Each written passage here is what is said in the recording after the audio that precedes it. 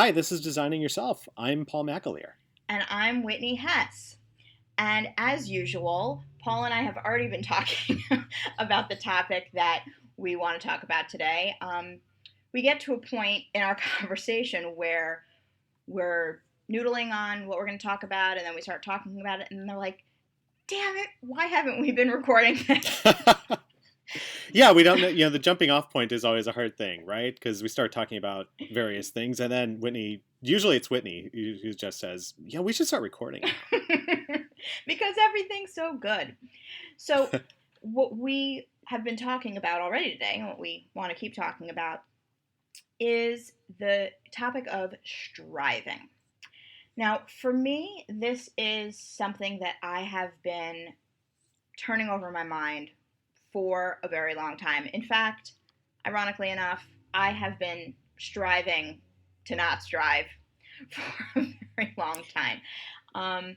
My kind of whole upbringing was centered on my parents ingraining in me a really strong work ethic that I carried through school and college and grad school and when I started my career. And I always felt like the intention behind everything I was doing was to make a great effort to achieve something that was bigger than what I already had, or that was somehow an indicator of greater success, to constantly be on this trajectory of more and more and more success.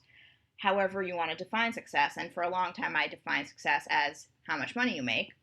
And then over time, came to realize that there was really never enough. Like, it was never enough. It never felt satisfying. And that was a very challenging feeling. In fact, more challenging than the pride or whatever in having achieved something. So I guess the last few years that I have been on a sort of spiritual journey, a lot of the messages that I've been receiving, especially from the Buddhist tradition, is that striving is one of the causes of suffering. And so now I'm in this place where I'm trying to figure out how to not strive, but yet my striving tendencies are still coming into play. So I'm like I'm trying really, really, really hard to not try so hard. It's kind of ridiculous. So are you a striver, Paul?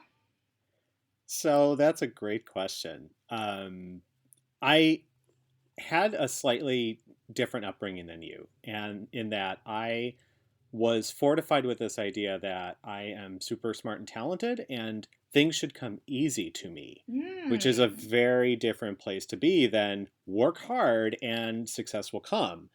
And that, for me, looking at it from my perspective now, that was that was a very difficult road to go down, especially given I'm a white male and I already have a shit ton of privilege already. Um, What? I so don't know what you're talking about. no, not at all. So that being out there though, so that kind of though set me up for this scenario where I occasionally started to think about and really think about in context of career this idea that yes, I should strive for something greater in part because I deserve it, right? So there was that I deserve it type of mentality too. Like I deserve to be a UX director because I've done this and that and the other, and that's the title I should have now. I've been in my career for X years, and I would justify it in so many ways. But what I've found recently is that that hasn't really been as satisfying as I had wanted it to be, right? It's kind of, it reminds me of this whole idea of packing and moving, which I'll get to in a minute. It's very similar to that. Um, am I a striver? So here's the thing. I always want to do a good job at something, right? I always want to do a very good job and put my best effort into it. And I don't know if that is a little different than is that a little different than striving? Maybe. I think there's shades of gray here, so to speak. I think that wanting to do your best and wanting to give your best has a lot of different intentions behind it. I guess the question is, why do you want to do your best? Oh, that's a great question. So I want to do it. So I'd like to do my best because I feel that will best benefit the situation, right? Because if I'm not fully present in what's going on, I'm not really giving all of myself. Then what am I doing? What's distracting me or taking me away from what I should be doing in that moment, or with that project, or with that situation, or whatever it is, right? That to me, I guess another thing to add is that to me is a matter of being present, and it always comes back to that, right? So if I'm fully present, then I am giving my best. See, I think that's very different from striving, at least in my definition of it, where you're always trying to give your best because of the benefit that you will receive in return. Hmm. Because it will make you look good with your coworkers, because you'll get that raise or that promotion, because your ego requires the praise, rather than what it sounds like is innate to you, which is doing your best because it's right for the greater good. It benefits everyone else. And I think that's very different from striving. At least I've never really thought about striving in the sense of um, putting a tremendous amount of effort into benefiting other people. I don't know if I'd call that striving as much, and maybe therefore there is some kind of egocentric aspect of the striving, at least as I relate to it. And I want to make something clear too. It's not like every situation I go into, I'm always thinking about the non-egocentric situation. I mean, there are absolutely times when I go into something and I think about how it's going to benefit me first. That absolutely happens. I am human. Uh, I do not go into every single situation and say, well, I'm doing this just because it's good for everybody else, right? There are definitely times when the ego drives or comes in first and is like, oh, this is going to be awesome because you will get blank, you will get recognized, you will get money, you will get a promotion, you will get something, right? That happens too. That is there too.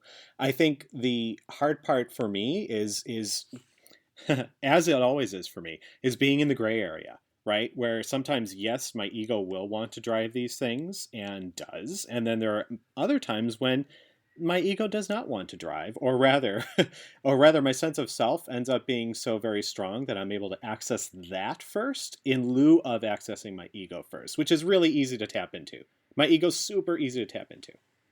But what you're describing, I'm sure, has taken quite a bit of practice in order to cultivate. I don't think that that's something that many of us have a choice in. It's like there's the ego in full force, rearing its ugly head, totally taking over the situation. And rarely do we have the presence of mind. And I'm speaking for myself, so I don't want to speak for anybody else out there. But rarely do I have the presence of mind to say, oh, look at that. My ego's out of control. I have a choice in this matter. Let me act in a certain way. That's something that I would love to have more of, and it's something that I've worked very hard to try to cultivate, but it certainly isn't where I would like it to be. Thus, the striving for the non-striving comes in again, and I think honestly, even when you have practiced a lot, as you said, we're human. So those things do pop up, and maybe there are certain triggers when the ego is in, more command than others. Do you find that to be the case? I think so. I mean, one of the things that I come back to is this example of the example of writing a book, right? So I had put out and really entertained this idea of writing a book probably only last year, and I've started some work on it. And it's tough for me to say that because there's a part of me that wants to be very uh, non-committal to it in the event that it doesn't happen. But then my ego is also totally present as like, yes, I'm writing this book for me because this is something I want to do, and it's going to get me. I actually don't know what it's going to get me. Fame, maybe. Notoriety, maybe. Respect, possibly. But there's also the part of me that's very interested in knowing what the audience looks like and who they are and what they need, and saying, oh, I need to deliver on what they want and need in order to write something that's really good. So it really, it's kind of a hard place to be. And I think it really does matter, it does vary, on a day-to-day basis. There are days when I wake up and I'm like, hell yeah, my ego's going to drive all day today, and I'm going to do everything for me, and it's great. And my ego loves it. But then there are other days when it's totally not in that direction at all. And that varies even within those days too. And what it's really come down to for me is just having, first of all, just having the awareness that it's not me making those choices. It's me, my ego, right? Yes, it's a part of me. Absolutely. It's multiple parts of me, maybe, but it's not myself just saying, yes, this is going to be the way it goes. It is a part of me. And if I acknowledge that, then that's kind of the first step, right? It's knowing, okay, cool. Now I can make an informed decision about it, or at least, go with it if I want to, or steer away from it if I want to do that as well. And not just kind of give in all the time to the ego. Absolutely. And yet at the same time, when I hear you say that you, underneath it all, really want what you offer to the audience to be driven by what they need, I don't know if it's your personality to do this, but the way that I hear it is there's a striving in that too. Like, I really want to deliver on what they need. I'm going to be fiercely determined to figure out who my audience is, what their problems are, and how I can solve it for them. And I'm going to make sure that I communicate that as clearly as possible. And I'm going to organize the book in a way that's the easiest for them to absorb, and it's going to have the right flow. And there's just a lot of wanting in that. There's a lot of I don't really know what the right word is, but a lot of hope, a lot of um, needing it to be right, needing it to work out well, needing it to be successful. And I have the type of personality where I often don't do things in the first place unless I'm sure I can be successful at them. I have a Mm, really hard time doing stuff that I have I have like total um, lack of confidence that it will succeed, or that I have no need for it to succeed or not. And so mm, there's like a grasping, and I guess I associate that word grasping with striving. It's an attachment. It's like a holding on, where I am going to do this and I'm holding on so desperately that I need it to be successful. I need it to work. I need it to land with other people. I need other people to appreciate it. I need it to be talked about or to be shared, or whatever those outcomes are, whatever those measures of success are. There is, for me, such a strong grasping in having it work out the way I want it to, or the way I envisioned it would. And that's very tied into the striving for me, because it's an attachment to how things are going to work out. It's an attachment to a future state. And I often find that when I let go of that, when I just allow it to be whatever it's going to be, when I'm not trying to have something or acquire something that I don't already have, but I'm just expressing myself, I find that most of the time, if not all of the time, the final result is far beyond what I ever could have anticipated, whatever I could have imagined, and that maybe the forcefulness around making it into this future state that I imagine can turn it into that future state. I have a good success rate, but maybe it could have been so much more. It could have been so much more meaningful, and I would have enjoyed the process of creating it so much more, because I would have been focused on the moment when I was creating it, rather than hopelessly focusing on what would come of it in the future. And I think that gets back to your comment on presence. I actually have a Eckhart Tolle calendar at home.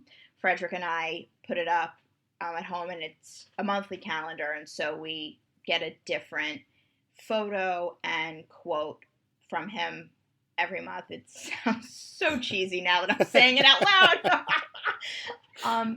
But we're big, big fans of Eckhart Tolle, sure. The Power of Now, really started us on a big journey a few years ago. And so, anyway, Yeah, we yeah, same here, actually. we Not a bought few years ago, though. I'm still reading we we bought an Eckhart Tolle calendar, it. and last month's quote, and I'm going to get it wrong, despite the fact that I looked at it for 31 days in a row, is something to the effect of, um, "Do not focus on the fruits of your labor. Focus simply on the act of doing, and the fruit will come of its own accord." Mm. And I associate striving with that. Striving is a pre, um, what's the word? An obsession almost. A preoccupation was the word I was thinking of, with what will come of the act, what the results will be, how it's going to impact people, what I'm going to get out of it, how it's going to be accepted into the universe, rather than focusing on the act itself. And so I'm wondering, in the case of your book, because you care so much about presence and cultivating presence is a big part of your life, how are you keeping yourself focused on the work that you have to do today and just being there with the work rather than allowing your mind go off into what's going to come of it? Or are you? So the short answer is sometimes I don't do the work because it's so scary. Mm, So that's part one, and that's an admission. The other part of it though is the old getting things done saw, right? So if people have heard my talk or read anything I've written within the past probably year or two, I've talked about the old getting things done method by David Allen, and it was even on the podcast probably about umpteen times. I know with Gina Trapani it was, but the whole idea with that is just breaking something down into smaller chunks, right? So it's a matter of I don't necessarily have a project for write a book, but I might have a project which is kind of just a couple steps in a row of write a first draft outline of your book. And what does that look like? Well, first of all, it's go into Google Docs and write down a paragraph, and I give myself just a ton of leeway with that, right? Because right now I'm not under any time pressure. I don't have a publisher. I'll probably publish it myself. I don't even know. That's not something I've thought about yet, right? But it's a matter of understanding what is next in that process, and even a small seeming thing can get me progress towards that, because now I know that I've started to do some initial research on audiences, and I've written an outline, and I've written kind of the description of the book, and like those are things that I've actually completed, and frankly I feel pretty good about that versus just kind of wishing, wow, I wish I could write a book. So for me it's being able to do something in a small chunk, because those things add up significantly over time. Um, so one other thing though, I have to go back to this Eckhart Tolle calendar. Why would that not be just a single sheet of paper that says now on it? Come on. Come on. I'm sorry. I could not resist. I'm well, have sorry. you seen Thich Nhat Hanh's watch? No, but I bet it's really good. Thich Nhat Hanh's watch, where every hand on the watch says now. That's great. Yeah. No, Nice. I it kid. is ironic, I suppose, to have an Eckhart Tolle calendar where you're actually counting down the days or watching the days go by, and his whole notion is that's really just a human construct, and the only time that exists is right now. There is no such thing as the past. There is no such thing as the future. No longer exists. It's just right now. Hmm. Um, but isn't it interesting how something that supposedly doesn't exist occupies so much of our waking and Oh dreaming goodness, thought? yes. Oh goodness, and one of the things that you mentioned too, another parallel I can draw is to writing. And I'm sure you can too, because when it comes to writing, there's the idea of putting something out there and having an audience. And I'm not even thinking in terms of a book here, but a blog post or a talk or what have you. But you kind of get into it, and there's that whole idea of this is what it's going to be when it's done, and then you do your first edit and it's crap, and you're just, well, sometimes my first edits are really good, but usually it's not that good. And then it's a matter of that disconnect between something you put out there or starting to put out there, and you're like, wow, this is not what I expected it to be. Or you start writing on a topic, and then something else comes up altogether, and you find that is the richer and more interesting thing to you. And you're like, oh, I can write for, an hour on this instead. And that's really fascinating. And that is what is basically something that can come our way if we're more open to what we're doing in that moment. It's that ballyhooed and overused word like being a crafts person or something like that, right? Where you're just putting a lot of effort and attention and care into what you're doing in that moment, and in the service of making something bigger, right? And sure, I would imagine that if you're a carpenter and you want to build a bookshelf, it might be weird to build a sofa instead, if that's what the plan is, right? But like if that is your plan to build a bookshelf and et cetera, then a sofa comes out. Well, that might be a little strange, but then you made a sofa. But there's still that experience of going through that process and that journey, and it's very different than taking an order and selling it. And I kid just a little bit, but I think part of it though is really just this notion of once you're in something, you you can get into a zone of flow and working on it and be open to what could happen next and be inspired by just what's happening now versus the plan of I'm going to have, a 10 slide PowerPoint deck to present on Friday, or what have you. What if it ends up being 12 slides? Is that going to be the end of the world? Probably not. Or, I gave a presentation on a findings report last week, and originally my understanding it was going to be I was going to have 20 minutes of time. I ended up having 5. And I was like, well, okay. I mean, I just had to improvise and cut it down to the bone and say, like, this is what you need to know. I have 5 minutes. Here is everything you need to know. And there's nothing else. There's no filler. So, if I had prepared for 20 and envisioned always it was going to be 20 without that ability to just know that stuff to a degree where I could improvise, well, shoot, I'd be striving for something that wasn't there anymore. Absolutely. And I think what you're getting at, that when you're in a state of flow, when you're truly focused on the present moment, there is no need to strive because there is nothing better you could possibly attain than what you're attaining right now. That's at least my experience with writing. Writing is the thing for me, and it always has been the thing that when I am there in the zone with the page in front of me and things are just coming out onto the page, there is nowhere else I'd rather be. There is nothing else I need in life. I don't need any more money. I don't need any more things. I don't need any more space. I don't need any more friends, clients. I need nothing. I'm not hungry. I am not anything but perfect. I feel perfect. And there's an aspect to striving which is indicating to yourself you're less than perfect. You need something else in order to feel whole. And when I'm writing, when I'm really in the zone, I feel whole. I feel like I could do this forever and never, ever stop because everything I need in life is being given to me in this very moment because it's a lot less about having than it is about being. I am truly being in those moments that I'm writing. However, in the time leading up to when I begin writing, I am in major striving mode, and in many ways it gets in my way. It doesn't let me get to the page as soon as I should have. It keeps me away from writing. I get all these ideas in my head about what the writing is going to turn into, who's going to see it, what it's going to mean to them, what it's going to mean for me, what it's going to change in my life. Like all these really impossible notions, constructs, hopes, fears, everything is swirling in me in the time leading up to the writing.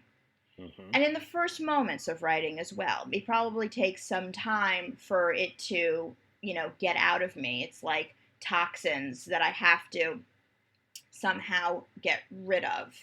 Mm-hmm.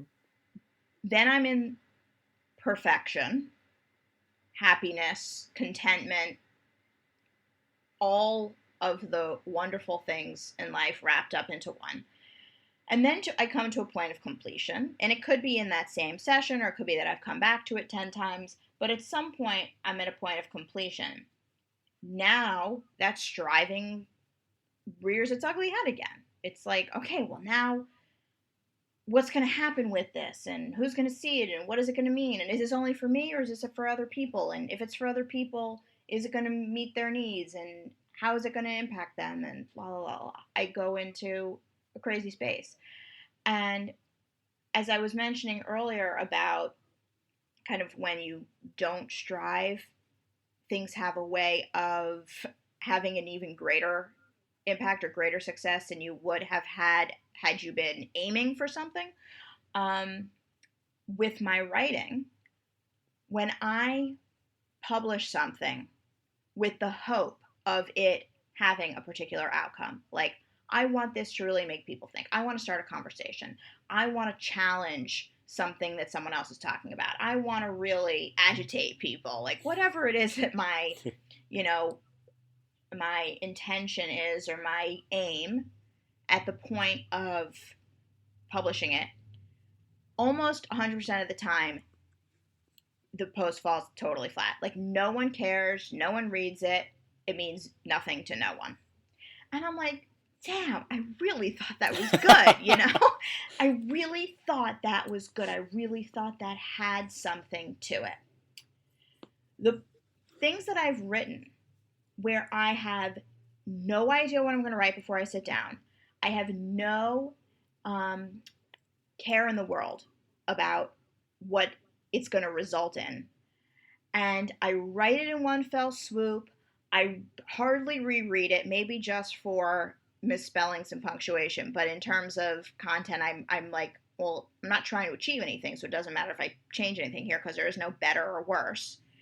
And then I publish it with no intention of any kind, and kind of not even caring if anybody sees it, because the act of publishing it was just the bow around the gift that I gave myself for writing it in the first place, just for being in the writing. Mm-hmm. Those things, whether they're blog posts or articles or essays or whatever, those things have, I've found, significantly more impact. And so that's when I'm come to this realization, is when I get to the place of striving to not strive. Because now I'm like, ooh, if I really want to have big impact, I need to not strive. But then that's defeating the purpose. I'm still striving. So it's almost like a non-attachment to any outcome whatsoever. And I wonder, is that possible? It's Do you think that's possible? I'm not sure because I can't think about that outcome. Wah. So, it is possible, but then it's a matter of what kind of stuff are you focusing on, right? So if you go, gosh, I'm gonna think in work mode first for a minute here, and think about, like, if you are working on something with with other people in one space, like you're doing true, honest to goodness, capital C collaboration, right? You might have an end goal in mind that you have to meet, or you might just say, you know what, we're going to get some smart people together and figure this shit out. And I mean, commonly, the old adage is, when you're working in client services too, people will come to you and say, well, we need a website. And then you think about it for a little while and you do your research and you're like, actually, you know what? You don't need a website. And even that is a very basic example of, somebody coming in with a predetermined outcome and then coming to you and saying, you know what, actually, you need to maybe not focus on your website right now. Like, you need to do this, this, and this, and this first, and then we can figure out about the website, because that makes the most sense for you, right? So not necessarily going in and saying, like, oh, I'm always going to say there's, an opportunity to change the outcome, or not to go in being totally mindful and say that whatever outcome happens, yeah, it'll happen. I think there are times when that is a little more realistic, and there are times when, well, if you have to do something on a certain date, generally deadline driven stuff, right? Then you kind of have to. But I guess there's always the possibility of being flexible with yourself. One of the things that I want to touch on quickly here is this idea of the idea of striving and stuff, right? Because we started our discussion talking a little about, like, careers and titles, and I'm going through a move now, and anybody who's gone through a move knows that it ends up being like you have all this stuff in boxes and you're like, what am I doing with this stuff? And you start to question why you have it in the first place. And it comes down to, questioning just about everything. Like there's some things that are more essential than others, right? Do I need to have a copy of my high school yearbook from 1993? Realistically, probably not. It's from a high school that I don't enjoy revisiting very much. So it's like, do I really need to hold on to that and just carry it around and keep it in a box in the attic for another 5, 10, 20, 40 years? Probably not. But then I also think about this idea when it comes to clothing, right?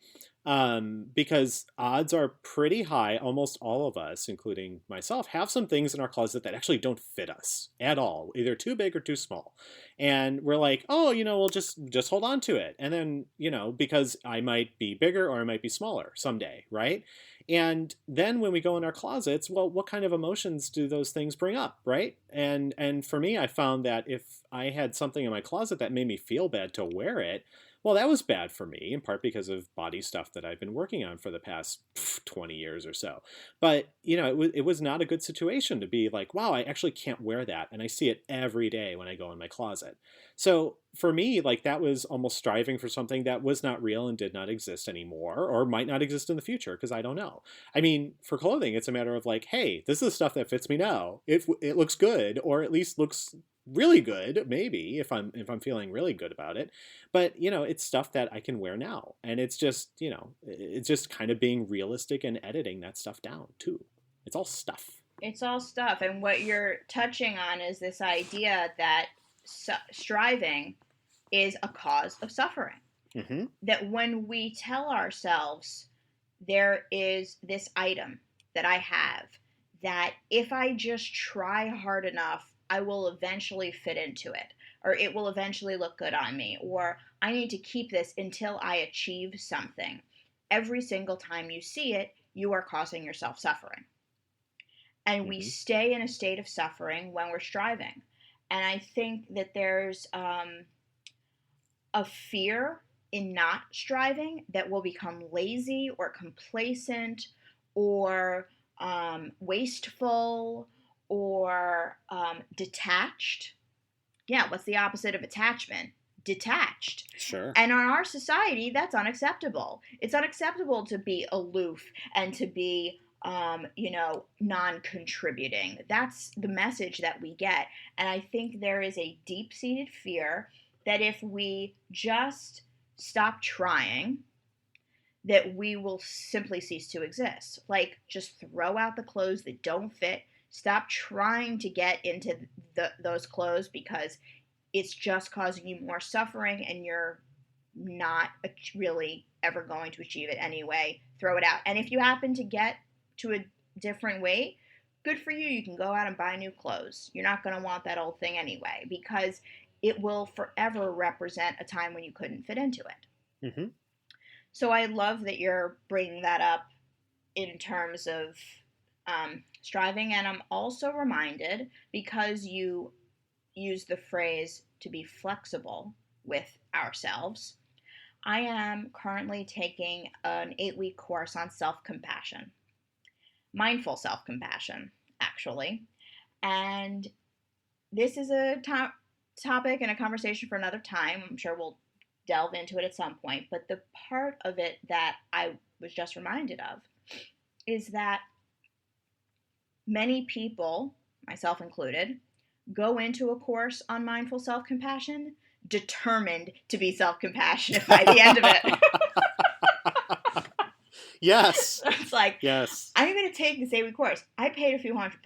I am going to do all the homework. I'm going to do all the readings. I'm going to do all the meditations. I'm going to be early to class. And I am, by hell or high water, I will be self-compassionate by the end of this class. And one of the things that the instructors shared with us last week was to let go of that. Because obviously, maybe to some and less obviously to others, it gets in the way of actually achieving self-compassion, is to be so determined to be self-compassionate. And one of the instructors said there are 3 stages to this class, and perhaps 3 stages to any kind of learning or change. The first is striving, where we have an intention of why we got ourselves there in the first place. What did we want to learn? What do we want to change in our lives? How do we want things to be different? The second stage is disillusionment. Mm. When we've been grasping at something and not getting the outcomes that we expected, we then just say, well, this is obviously not going to work. This is stupid. This is just woo woo. Whoever said this was going to work was wrong. They were lying to me, false advertising. I'm not capable of this. All the different things that we tell ourselves that are indicators of total disillusionment. But then there's a third stage, and they actually said around this time, because we're halfway through the course, they're like, we want to see that you're experiencing disillusionment. Why? Mm. Because it means that you're past the striving stage. So that's a good sign. So notice in yourself the disillusionment and keep going forward. Keep practicing every day because that's a good sign. Because what comes after disillusionment is stage 3, true acceptance. And I love that. And it gives me chills right now, even thinking about it, that once you give up striving, there's a grieving period, essentially, of the not making an effort anymore and not being, trying to exert our control over the outcome. And there's a real loss, a sense of Mm-hmm. loss. And I associate that with the disillusionment. But once we go through that loss and we allow ourselves to process it, on the other side, just like on the other side of the grieving process, is acceptance. And things just are the way they are. There's no need to try to make them any different. There's no stake in anything being different. It just, this is who I am. This is who you are. This is the world as it is. This is my life as it is. And there's something so freeing about that. And I see that as kind of the opposite of suffering. It's just a matter of practicing presence every day, as you put it, so that you can allow yourself to go through that stages.